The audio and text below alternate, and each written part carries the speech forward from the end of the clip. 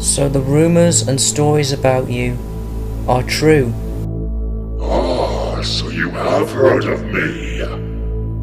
But you've forgotten, or perhaps chose to forget, that I was the one who led the way for you. You and your brothers and sisters. I was the first of our kind to become the best. But no, I wasn't. You soon came into being and took that place. I was too young to even know you. Besides, we never spoke, nor were friends. So how can you say all that? All I know of you is that you kept lonely, but always smiled to everyone. But I guess you never liked that in the inside, were you? The last time I was told about you is that you went to Sodor, and that was it. You became nothing more but a forgotten memory. But Timothy, you do know that I'm the last of my surviving brothers and sisters. I still live because I'm important to people. I was special and had the pride of a tank engine. Something that you once had before. And before you came this evil and twisted freak of misery. A dark side of a near mirror image of my very self. I carry the memories of that fact that my own kind was most likely wiped out and I was the only one to survive. That scarred me for life. I lost everything. The feelings of love that made me and my brothers and sisters had for each other as a family. It was all destroyed. I've hidden all this away, but until now, with you doing all this haunting and terrifying the branch line, and now at last seeing you in person, has brought all of those memories back. That's right. All the memories you wanted to forget. All the feelings you didn't want to accept. You have to remember me. Let's suffer together. Suffer with me. No, I won't allow you to. My friends told me all about your past. You killed yourself for nothing, all for nothing, and you wasted yourself. The truth of your demise is just that, or was, the fact that you somehow grew tired of yourself and decided to end your life that way. Shut up! Shut up! You don't know anything. You don't even know the real truth. That was not everything. That wasn't the end. Don't you think you know what happened? Just because you heard about my haunted past, Thomas. You don't know my suffering. You don't know sorrow. You don't know the faces that trembled in fear, even though they were innocent lies that meant cruel end to their lives. The terrifying pleading from my driver, telling me not to go over the cliff. The passengers who went with me, the men, the women, and the children. They all died with me. The negative emotions I had boiling up inside me, and my own self forced that suffering into me. All the hate, paining, and sadness, and that suffering. Yet I have to continue to live with it. So yet, how can you say that you think and pretend to feel all those terrible things I did and understand me at all?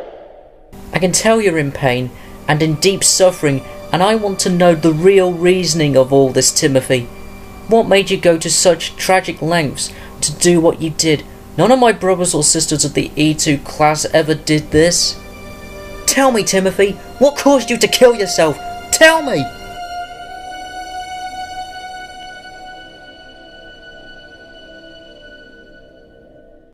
Thomas. The truth of my demise will never be known by those who are told, for I took that with me along with my victims. But all of them, except one, were unfortunate. All but one? You're saying you had an enemy who hated you?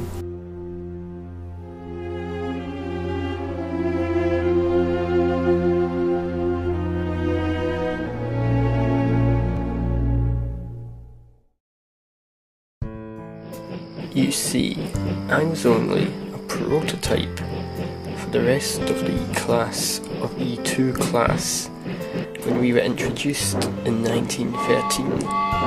I was used a lot and showed we could be useful and reliable. I, on the other hand, was never to have had a service life that you and the others had. But I was wrong. I was kept with the London, Brighton and South Coast Railway and got to do passenger trains and freight work. Even if I did a little work, I still considered it a big deal and worth doing. You and I never met much and barely spoke, but we would exchange whistle salutes as we passed by. And towards the end of 1913, I was put to the side and retired. But that was short-lived, and I was handed over to Sodor to help with the railway's growth.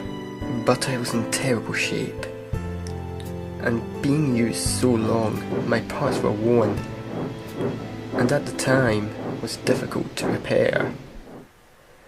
But what was worst of all was the way I was treated by the old controller.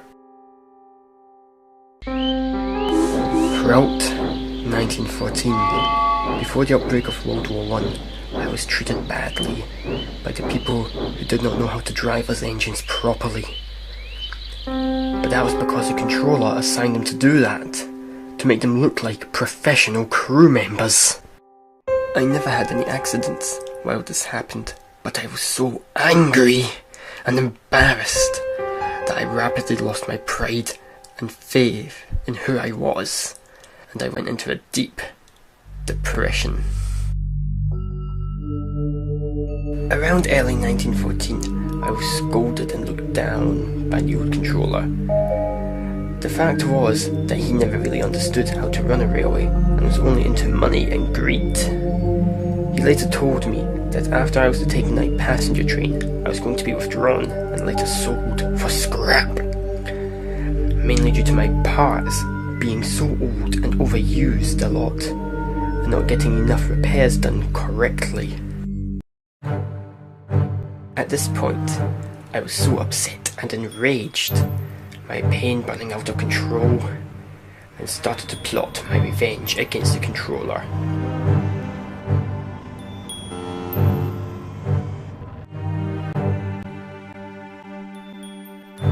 I didn't know it until I left, but he was on board the coaches along with other passengers. Deep down, I knew what I was going to do, and it cost me a heavy price.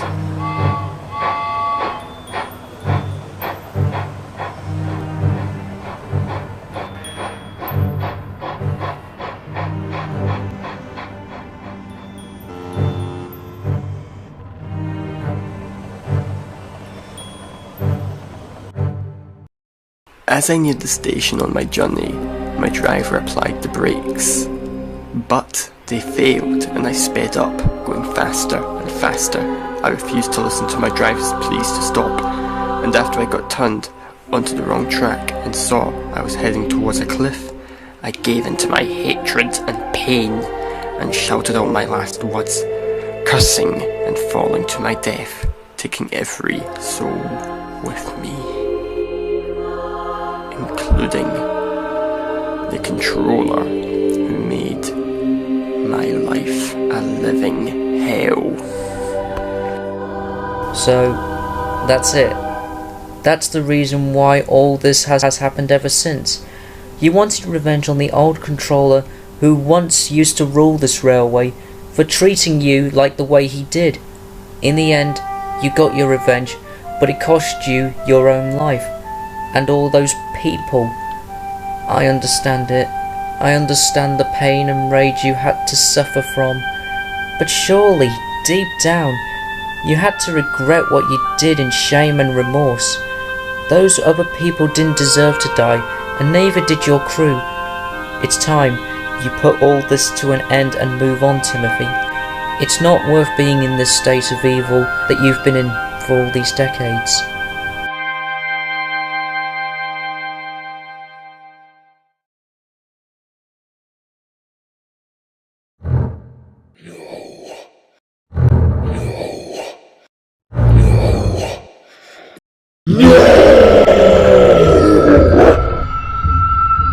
I won't rest, nor will I move on. Once I'm done with you, I will be sending you and your crew down into eternal damnation with me. Timothy, you're being controlled by that inner demon. Fight it off. Break free. You cannot stop me. I will send you to hell. You can't prevent me from completing my quest.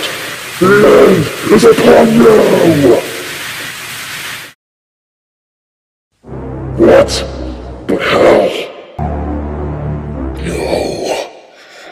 No. Curse you!